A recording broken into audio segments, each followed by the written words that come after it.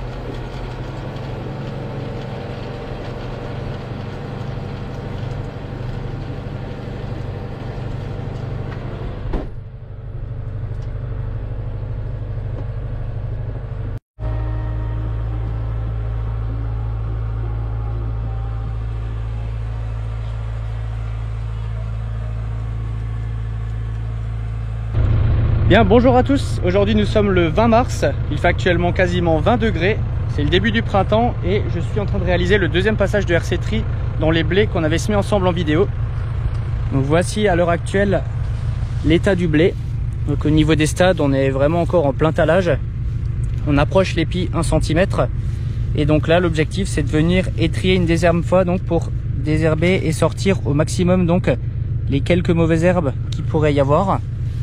Donc comme vous le voyez, bien sûr, vu qu'on est empressé dans luzerne et prairies, il reste encore des repousses de luzerne. C'est pas ce qui m'inquiète le plus, étant donné qu'elles peuvent quand même fournir un petit peu d'azote au blé et qu'au final on arrivera à les avoir l'année prochaine, j'espère.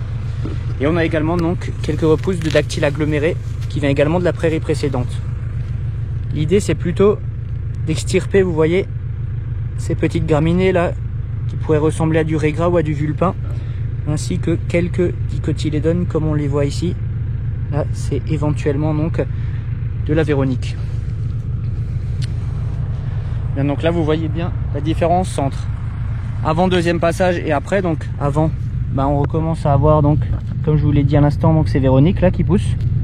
Donc, je ne sais pas si on arrive à bien les voir à la caméra.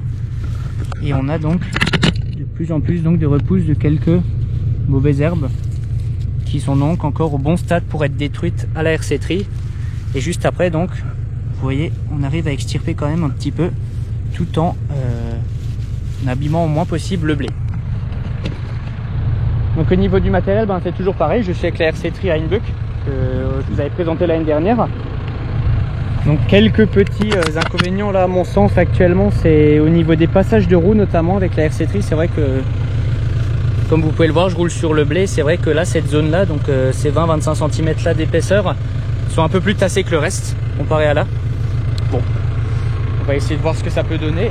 Et au niveau de l'agressivité des dents, donc au premier passage, étant donné qu'on est sur des sols plutôt battants, donc limon sableux ou sable limoneux battant, j'avais mis l'agressivité quasiment au maximum et puis maintenant je réduis un petit peu l'agressivité, donc je la mets en moyen, donc sur 3 à peu près, sur une note de 5 totale, pour éviter donc d'abîmer trop de blé.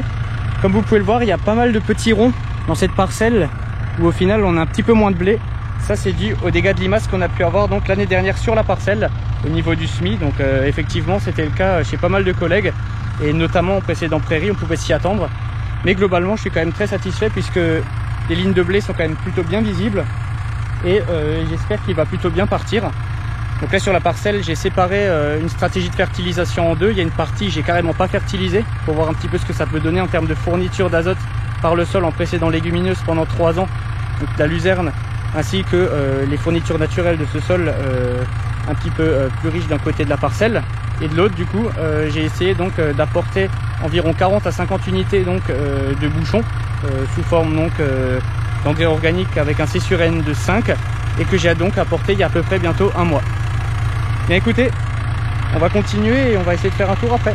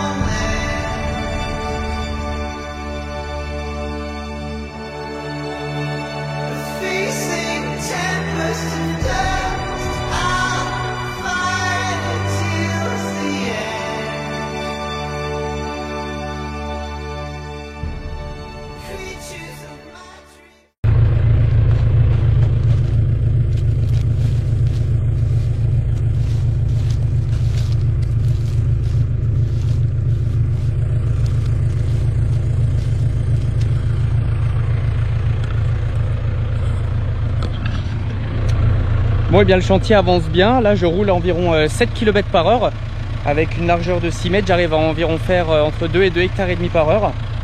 Donc là un gros avantage d'une option là sur cette machine, c'est le réglage de l'agressivité des dents hydrauliquement. C'est-à-dire que depuis la cabine je peux régler l'agressivité via donc différents niveaux d'inclinaison finale des dents. Donc, je vais vous montrer, il y a tout simplement une réglette là qui est située sur la droite de la machine où en fait on a 5 différents critères d'agressivité et plus on se rapproche du niveau 5 et plus on est agressif et du coup plus les dents sont orientées à la verticale. Donc là vous pouvez le voir, il y a plutôt pas mal de pression sur les dents et l'idée là c'est vraiment de déchausser au maximum étant donné que le blé est plutôt bien implanté, on risque pas du tout de le déraciner voire très peu. Donc ça c'est un des avantages puisqu'au final dans la parcelle vu qu'il y a quand même pas mal de ronds, vous voyez les limaces, donc c'est là où il y avait tout simplement eu des dégâts de limaces et là où on voit plus de terre. Et ben là j'essaye tout simplement de diminuer soit la vitesse voire donc l'agressivité pour donc limiter au maximum donc d'abîmer le blé.